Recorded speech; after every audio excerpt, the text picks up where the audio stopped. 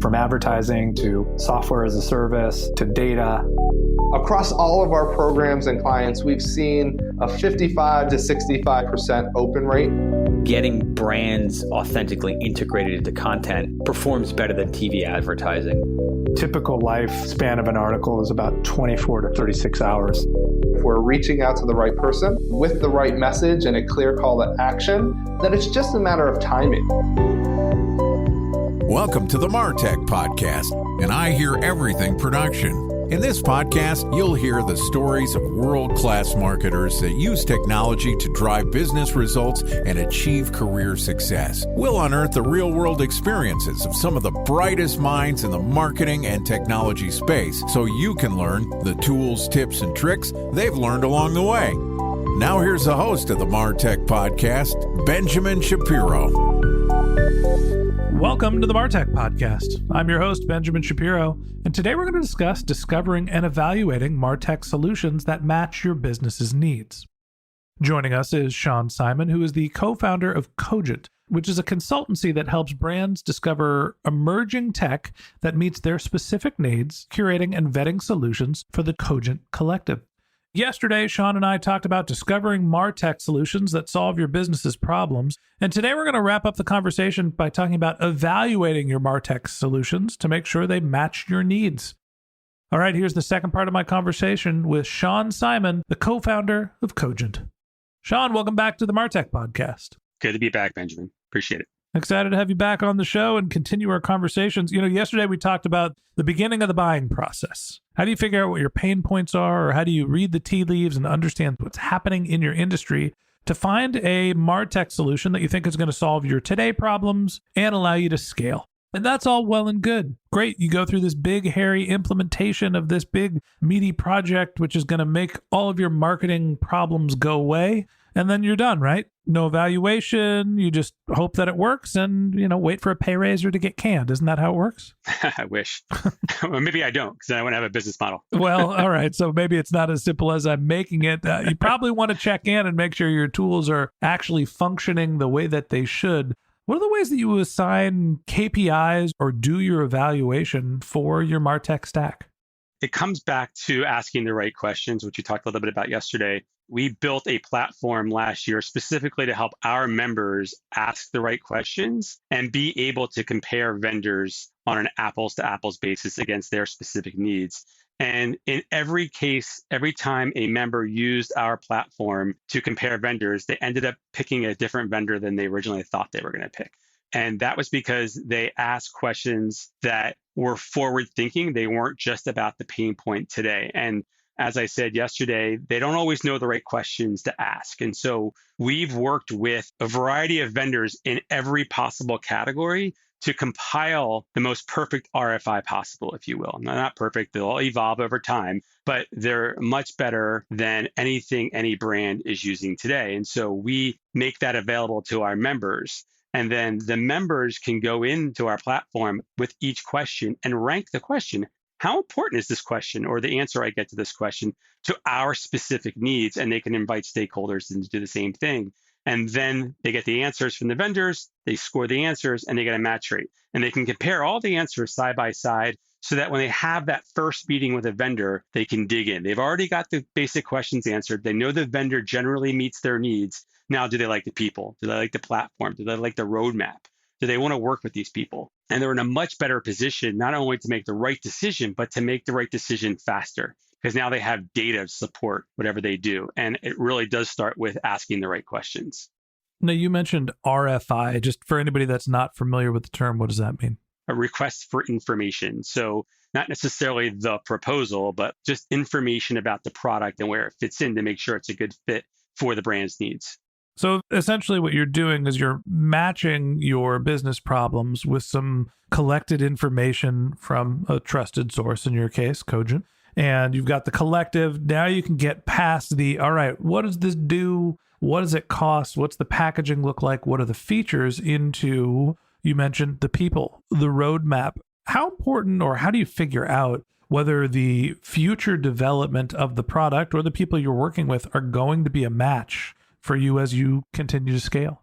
So going back to the questions, not to keep harping on asking the right questions, but the process that we developed where there's multiple categories. So for like a CDP, which we mentioned yesterday, there's like a dozen different categories with about 10 questions in each category. The total RFI that we built is 150 questions. And for every brand, they rank those questions differently. So what's important to one brand isn't as important to another brand and vice versa. So they're able to find the solution that's going to be right for them today and the one that's going to be right for them in 6 to 12 months based on the questions and answers. And then they score them. You can think of the platform as a dating site, right? When you go to Match.com or eHarmony is a better one, you're putting in all this information about yourself. And then eHarmony is matching you up to other people that they think you'll be a good match with based on the information you provided. And that's exactly what we're doing with our platform, but for tech. That one lost me. I met my wife IRL before all of the dating apps were the standard thing. I actually have a friend who got divorced and is looking for a new partner and asked if I knew anyone. And I had to Google whether swipe right is good or whether it was swipe left. Apparently swipe right is positive and swipe left is, well, ugly. So aside, when you're evaluating your tools, let's keep this on the dating metaphor, and you start to work with someone, you've gone on a couple dates, you're, I don't know, maybe even moving in together, integrating their technology into yours, and you're realizing that things aren't working. How do you avoid having to swipe left on your tech stack and try to make the best of the solution once you realize things are not heading in the right direction? What can you do to save the relationship? To be quite honest, I haven't come across that problem since we implemented this process because we get in front of all of that. I think to answer the question, though, it depends on how severe it is. Sometimes it's better to rip the Band-Aid off quickly and say this isn't going to work and move on. If you've already invested a lot of money, work with the company to figure out how you're going to solve the problem. Make it collaborative. Don't put it all on the tech vendor. Sometimes a collaboration with the brand and the brand's needs can be better for the brand in the long term, even though it wasn't what you expected. Now you're going to get something custom built that addresses your specific needs, and that could end up being a better situation than you imagined. Turns out relationships are a lot of work. They are. You have to talk to each other. You have to be open and honest about what your needs are and what your expectations are. And at some point, you have to stand firm on what your beliefs are. Not going too far down the rabbit hole of relationships, your technology relationships and the vendors you work with are the same. If you can clearly understand your problems and clearly communicate what your expectations are, it's easier for your vendors to help meet your needs. I mentioned before trying to find the KPIs for your tech solutions. Are there metrics that you're using to evaluate either the health of a relationship with a tech vendor, the value that they're providing? How do you quantify some of the use cases or usefulness of the tools that you're implementing? It's going to depend on the tech. So what is the goal you're trying to achieve with that tech? So if it's a marketing technology that you're implementing or a marketing partner, then maybe it's conversions or sales or revenue, and then making sure that you're hitting those benchmarks. If it's something like a personalization tool on your website and you're trying to create more outfits, let's say you're a fashion website and you want more outfits, better user experience, then maybe that translates into average order value or retention.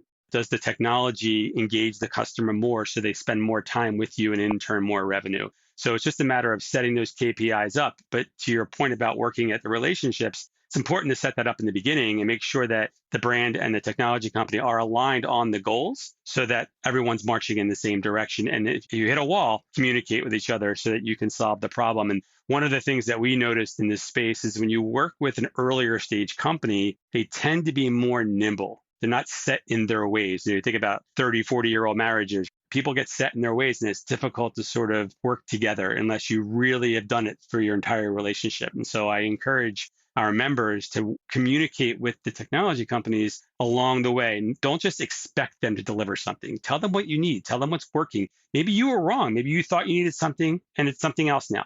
Tell them that. That's what they're there for. Make it a relationship and not a one-way street, and it'll be a better one in the end. I like what you said with the more mature you get in a relationship, the more stuck in your ways you can get. And honestly, the bigger the company, the harder it is to implement larger technology broadly.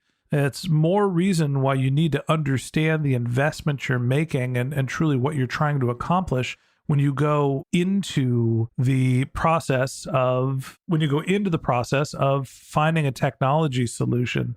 I think the dating metaphor really is one that makes sense. And for some people, they meet, they fall in love, and it just seems to work out. Some people need a little bit more help, maybe even a matchmaker. And I think, Sean, your business seems to be in that matchmaking case. You seem to be in that matchmaking market. Talk to me a little bit more about what Cogent does and what's the solutions and services that they provide for people that are interested in right-sizing their tech stack.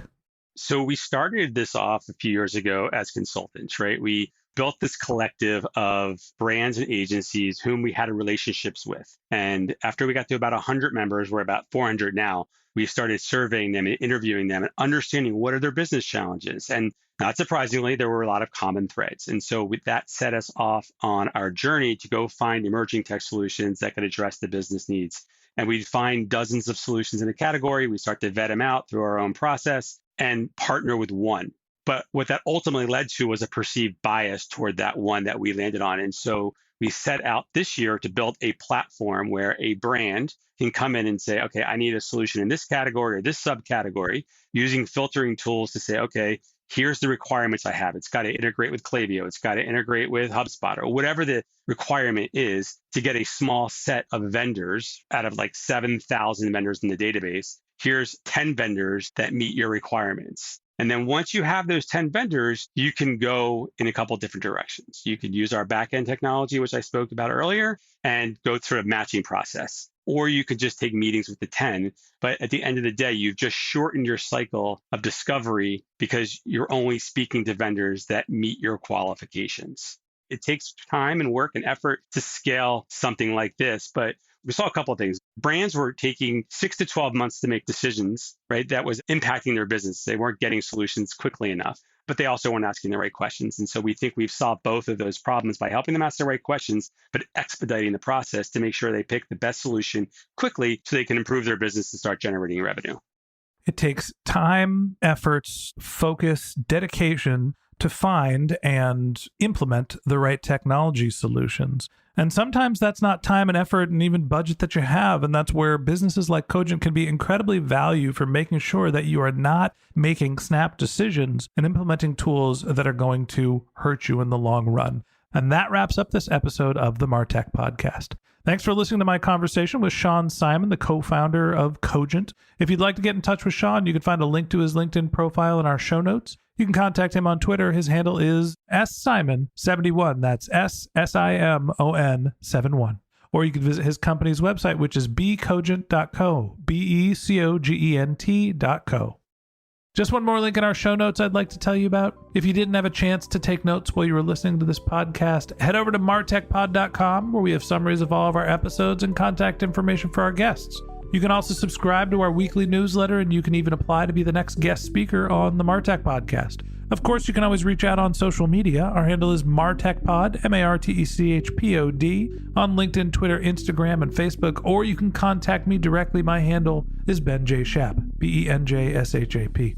And if you haven't subscribed yet and you want a daily stream of marketing and technology knowledge in your podcast feed, we're going to publish an episode every day this year. So hit the subscribe button in your podcast app and we'll be back in your feed tomorrow morning.